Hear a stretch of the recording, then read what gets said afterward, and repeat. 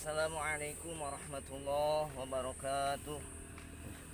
Alhamdulillahilladzi arsala rasulahu bil huda wa dinil haqqi liyudhhirahu 'alad dini kullih wa kafa billahi syahida. Asyhadu an la ilaha illallah wa asyhadu anna Muhammadan abduhu wa rasuluh. Qala rabbi shrah li sadri wa yassir li amri wahlul 'uqdatam min lisani yafqahu qawli. Faqad qala Allah Ta'ala fil Qur'anil Karim. A'udzu billahi minasyaitonir rajim. Fadhkuruni azkurkum washkuruli wa la takfurun.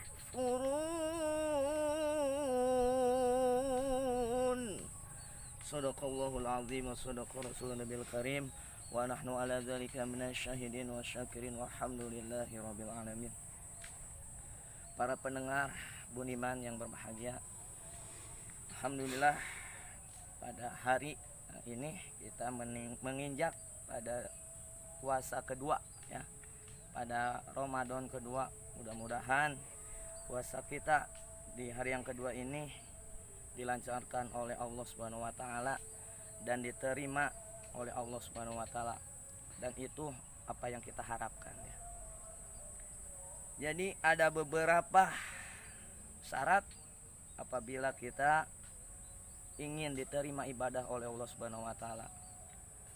Yaitu ada empat syarat ketika kita ingin diterima oleh Allah Subhanahu wa taala.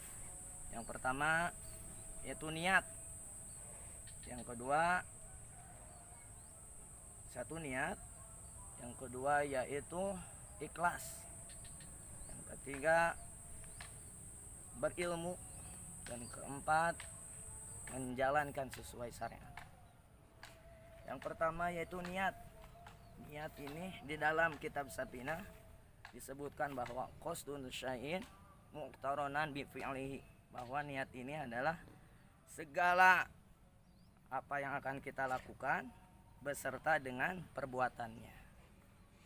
Jadi niat adalah sesuatu seperti senter. Kita niat, kita nyenter ke arah sana tembok, langsung niat kita sampai kepada tembok itu. Senternya ini langsung mantul kepada tembok itu. Itu yang Allah lihat dalam hati kita, yaitu niat. Seperti yang telah saya jelaskan di sesi kemarin ya, bahwa Allah itu melihat hati kita. Qulubikum wa amalikum, melihat hati kita dan perbuatan kita. Yang pertama niat. Kita niat karena Allah untuk berpuasa, untuk menjalankan kewajiban, untuk menjalankan kefarduan, untuk kita, karena kita ini merasa orang beriman. Pertama niat, awas, niat harus kita perbaharui. Kita niatkan puasa ini untuk Allah, puasa ini untuk kewajiban kita. Bukan niat puasa ikut-ikutan ya. Bukan ikut-ikutan, itu puasa, kurangi puasa. Jangan begitu. Harus punya pendirian kita sebagai orang beriman kepada Allah Subhanahu wa taala. Pertama, niat. Harus perbaiki niat kita. Yang kedua yaitu ilmu. Jadi puasa atau ibadah lainnya itu harus dengan ilmu. Bukan hanya niat saja. Kita bisa niat sholat. Kita niat sholat zuhur, tapi kita tidak tahu bagaimana rukunnya, bagaimana syarat sah sholatnya, bagaimana waktu dan pembatalannya dan lain sebagainya. Jadi hal kedua yaitu ingin diterima ibadah yaitu dengan ilmu. Wa kuluman bi ghairi ya'malu amalu batul balu. Ibadah tanpa ilmu pasti ditolak oleh Allah Subhanahu wa taala. Seperti halnya kita ingin diterima bekerja di perusahaan. Tentu saja kita harus mempunyai ijazah. Seperti itu analoginya. Begitupun kita kepada Allah kita itu harus mempunyai atau membawa ilmu, bukan hanya niat saja. Ya. Yang ketiga, syarat kita ingin diterima Allah Subhanahu wa taala dalam ibadah yaitu dengan ikhlas. Ikhlas ini seperti kita buang air. Kita membuang air, terus apakah kita diambil lagi itu kotoran kita? Tentu saja tidak. Seperti kita ikhlas beramal, kita memberikan uang 10.000 kepada anak kecil atau anak yatim, jangan diingat lagi. Itu seperti kita membuang kotoran kita. Kita zakat, udah, jangan terlalu pikirkan bagaimana nanti ini kalau kurang dan lain sebagainya. Yang ketiga yaitu ikhlas. Ikhlas ini gambarannya seperti ini. Ada si alif sama si ba. Gambaran ikhlas. Suatu ketika kisah ini, alif ini ingin mengetahui keadaan gurunya, keadaan kiainya di pesantrennya. Kemudian si alif ini pergi ke kebunnya membawa cangkul. Si alif mencangkul singkong. Singkongnya itu gede. Singkongnya ini dibawa oleh alif, diniatkan oleh alif untuk bersilaturahmi kepada ustadznya.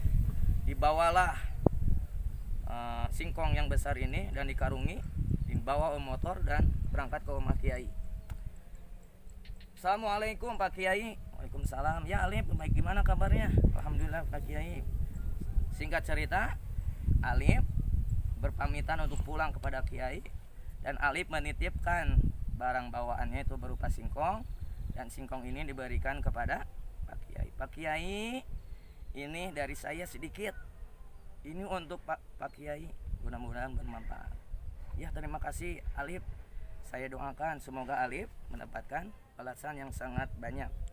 Kemudian Pak Kiai mengobrol dengan istrinya. Masuk Pak Kiai ke kamar. Mah, si Alif ini baik hatinya, dia ikhlas membawakan singkong kepada. Bagaimana si Alif ini kita bawakan balik juga. Kita bawakan Alif ini duren.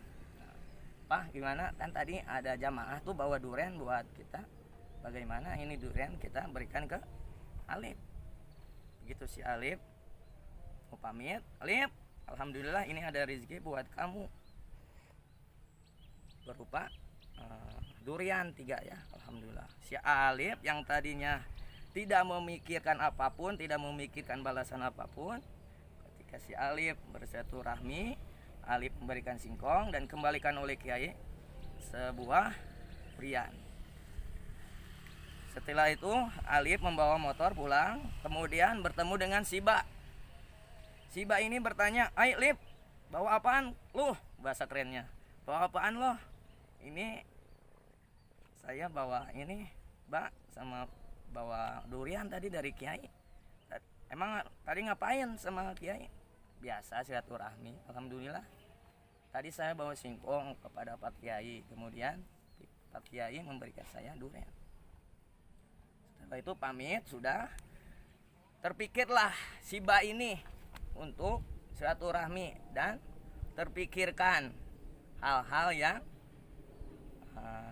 yang kurang baik ya karena niatnya. Tadi si Alif membawa singkong katanya, terus dibalikan durian 3. Wah, kayaknya nih kalau Pak Kiai dikasih melon atau semangka pasti dikasih lebih nih. Begitu sampai si Alif mendapatkan durian, sekarang giliran si Ba. Si Ba ini niat untuk mendapatkan hal yang lebih, bukan karena niat silaturahmi. Membawalah si Ba ini semangka 3 buah datang ke Pak Kiai. Tok. Assalamualaikum Pak Kiai. Waalaikumsalam.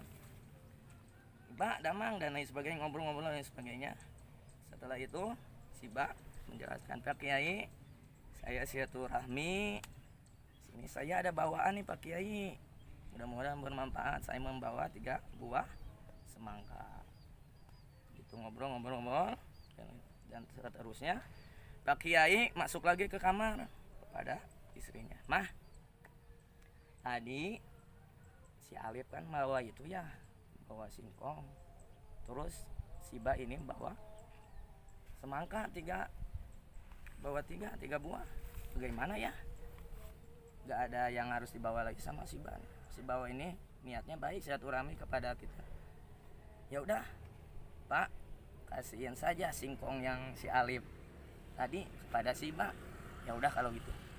Dibawalah karung yang berisi singkong itu kepada si Ba. Ba, terima kasih banyak telah datang silaturahmi ke Kiai. Mudah-mudahan umur Ba barokah ya. Ya, terima kasih Pak Kiai, saya pamit. Setelah dibuka, si Ba pulang ke rumah dengan perasaan senang, dengan perasaan ya berharap ini dapat apa nih. Kemudian si Ba itu pulang ke rumah, dibukalah karungnya itu, dan si Ba ini merasa kaget dan merasa kecewa. Nah, ini adalah suatu potret, suatu kisah, suatu gambaran. Apabila kita berharap atau beribadah kepada selain Allah, kita akan mendapatkan kekecewaan. Apabila kita ikhlas, kita karena Allah, tidak ada embel-embel apapun, hanya semata karena Allah, insya Allah nanti di alam kubur atau di alam akhirat lainnya kita mendapatkan hal-hal yang membahagiakan kita di alam kubur. Itu ikhlas ya, gambaran ikhlas seperti itu. Yang keempat yaitu, yang pertama kita ulang lagi, yang pertama niat, yang kedua dengan ilmu, yang ketiga ikhlas, nah, yang keempat dengan amal perbuatan. Amal perbuatan kita bilang ikhlas, tapi perbuatan kita tidak dilaksanakan. Saya ikhlas sholat, saya niat, saya tulus puasa, tapi masih bisa makan minum sembunyi-sembunyi. Nah, itu tidak dengan perbuatan. Ya, mungkin itu ya syarat ingin diterima ibadah. Yang pertama saya review lagi, pertama niat, kedua ilmu, ketiga ikhlas, dan keempat dengan amal perbuatan. Semoga bermanfaat. Mudah-mudahan kita bertemu kembali di sesi selanjutnya. Assalamualaikum warahmatullahi wabarakatuh.